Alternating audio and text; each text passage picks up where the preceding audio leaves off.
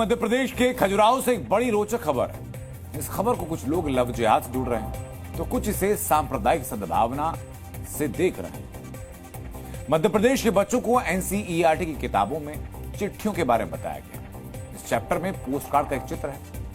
ये post card Reena नाम की एक लड़की अहमद नाम के अपने दोस्त को भेजती है और यही विवाद की जड़ बन जाता है।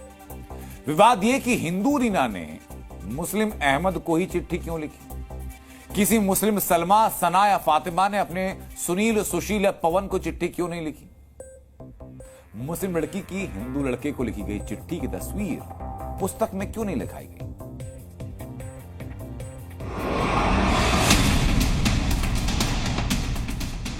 अहमद, तुम कैसे हो? हम सब दोस्तों को तुम्हारी याद आती है। आशा है छुट्टियों में तुम अगरतला आओगे। सभी बड़ों को प्रणाम, तुम्हारी रीना। एनसीईआरटी की पर्यावरण विषय की इस किताब में एक चैप्टर है चिट्ठी आई है। ये मजमून उसी चिट्ठी का है। मध्य प्रदेश में ये चिट्ठी विवाद का बड़ा विषय बनी हुई है। सवाल ये कि हिंदू रीना ने मुस्लिम अहमद को चिट्ठी क्यों लिखी।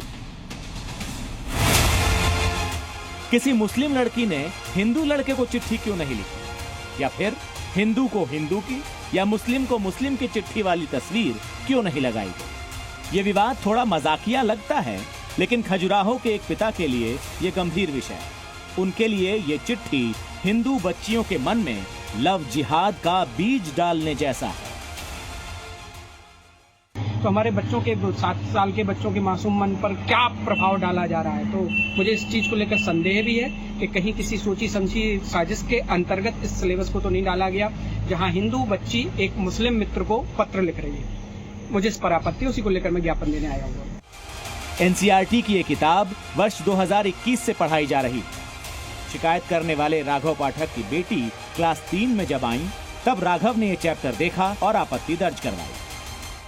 खजुराहो के द्वारा एक आवेदन पत्र दिया है। उनका कहना यह है कि क्लास 3 की एनसीईआरटी में उनको कोई ऐसा कंटेंट है जो उनको आपत्तिजनक लगता है। उस संदर्भ में उन्होंने एक आवेदन पत्र दिया है। मैंने उनको समझाइश दी कि आप इस संबंध में स्टेट गवर्नमेंट का या लोकल बॉडीज़ का इससे कोई लेना देना नहीं है, आप इसको उचित फोरम पर दें। समझाइश के साथ उनके आवेदन पत्र को वरिष्ठ कार्यालय को भेजा जा रहा है। आपको जानकर हैरानी होगी कि एनसीईआरटी की किताब में क्या पढ़ाया जाएगा और क्या नहीं, इसका फैसला एक समिति लेती है। लेकिन उनका ध्यान भी इस ओर नहीं गया। बीजेपी का आरोप है कि समिति में वामपंथी विचारधारा वाले लोगों ने ये साजिश की है। क्या संज्ञान लेना चाहिए एनसीईआरटी को पालकों के? एनसीईआरटी के ध्यान में लाया जा सकता, हम लाते भी हैं, लाए भी हैं।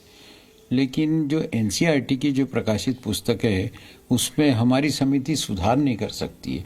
सुझाव दे सकती है सुधार करने के, कि हमें ऐसा लग रहा है ये इसको सुधार किया जाना चाहिए। राष्ट्रवाद को नुकसान पहुंचाना, ये सब कुकर्मों में ये वामपंथी तत्व लगे रहते हैं और वामपंथियों की करतूत से ही ये एनसीईआरटी की पुस्तक में ये चैप्टर आया है।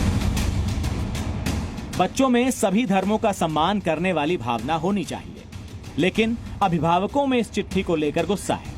वो सवाल पूछ रहे हैं कि क्या सोची समझी साजिश के तहत चिट्ठी लिखने वाली लड़की को हिंदू और प्राप्तकर्ता को मुस्लिम युवक दिखाया गया है।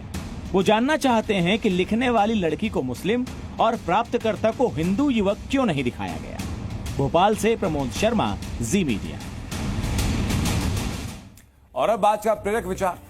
संसार में बहुत सी चीजें ठोकर लगकर टूट जाती हैं, लेकिन एक सफलता ही है जो ठोकर लगने के बाद ही मिलती है।